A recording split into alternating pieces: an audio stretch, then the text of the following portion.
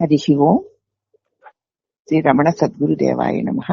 Shri Ramana భాషణలు November 21, 22, 1938.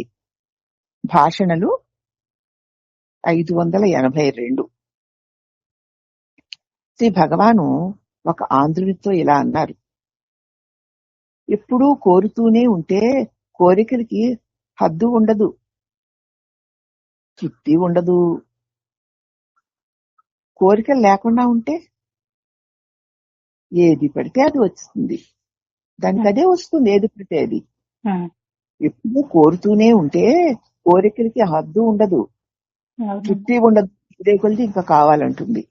కోరికలే లేకుండా ఉన్నామనుకో ఏది కాస్త అది వచ్చేస్తూ ఉంటుంది.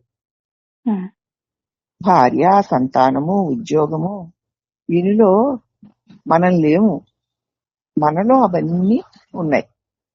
నా భార్య, నా సంతానం, నా ఉద్యోగం, నా ఆస్తి, నా వైభవం, నా గొప్ప, అవన్నీ వాళ్ళ లేదు, మనలోనే ఉన్నాయి.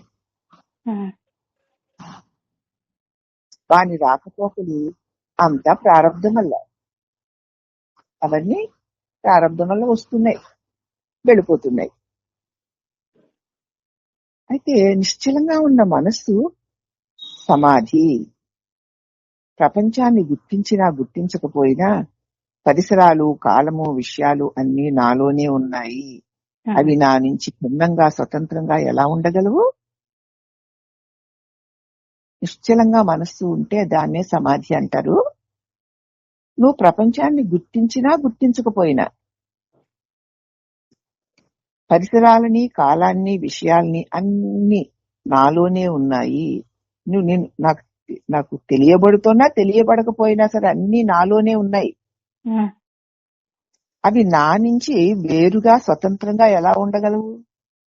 నేను లేకపోతే ఇవి అవి ఉన్నాయి అని అనడానికి, ఉండడానికి అవకాశం లేదు కదా. లేదమ్మా. అవి మారవచ్చు, కానీ నేను ఎప్పుడూ మారడం లేదుగా. ఒకే విధంగా ఉన్నాను, ఏమో ఏమో రకరకాలుగా మారుతున్నాయి. పరిసరాలు కదా, కాలాలు, విషయాలు, వ్యక్తులు రకరకాలుగా అవి మారుతున్నాయి, కానీ నేను మారకుండా అలాగే ఉన్నాను. విషయాలను, నామరూపాలను పెట్టి వేరువేరుగా విభజించుకోవచ్చు. విషయాలు నామరూపాలను పెట్టి ఇది వేరు, ఇది వేరు, ఇది ఇలా, అది అలా అని విభజించుకోవచ్చు. కానీ ప్రతివాడి పేరు ఒక్కటే. అదేమో తెలియనా? నేను. అందరి పేరు ఒకే ఒక్క పేరు, అదే నేను. ఎవరిన నేను అంటాడు. తన గురించి చెప్పేటప్పుడు నేనే అంటాడు. అతడు ఈశ్వరుడైనా సరే నేనంటాడు. ఆయన పేరు కూడా నేనే. మరి నేను అనకుండా ఎవ్వడు ఏ ఆలోచన చేయడు, ఏ పని చేయడు. ప్రతి ఒక్కడూ నేనే అయితే, అందరి పేరు నేనే అయితే ఆ నేనెవరు? అందరూ నేనేను. ఈశ్వరుడు కూడా మీరెవరు అంటే నేను ఈశ్వరుని అంటాడు. ఆయన పేరు కూడా నేనే. అందుచేత నేనంటే అందరూ నేనైన నేను, అందరి నేనులు నేనైన నేనే నేను.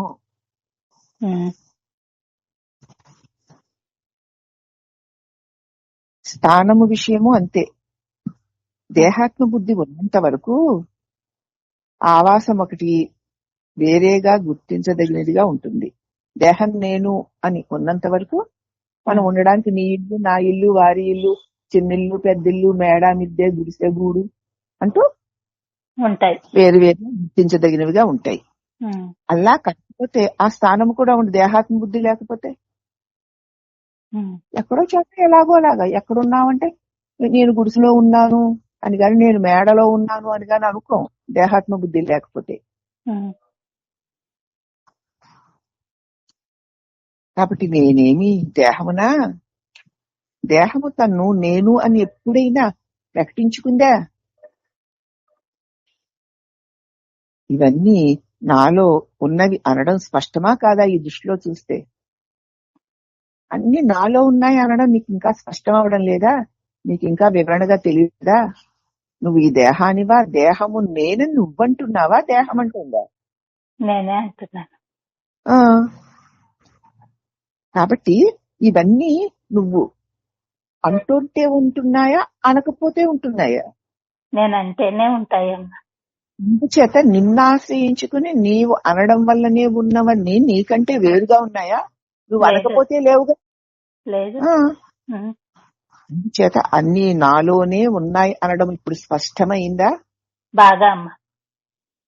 వీటినన్నింటినీ నిర్మూలింపగా నా చేత తెలియబడేవన్నీ కదూ, వేరు వేరుగా ఉన్నాయి అనుకుంటున్నవన్నీ నాలో నేను అనుకుంటే ఉంటున్నట్లు తోస్తున్నాయి అంతే అని నీకు తెలిసింది కదా. నీలోనే ఉన్నాయని, బయట ఎక్కడా లేవని, అవి నేను ఎలా అనుకుంటే అలాగా ఉంటున్నాయని నీకు అర్థమైంది కదా.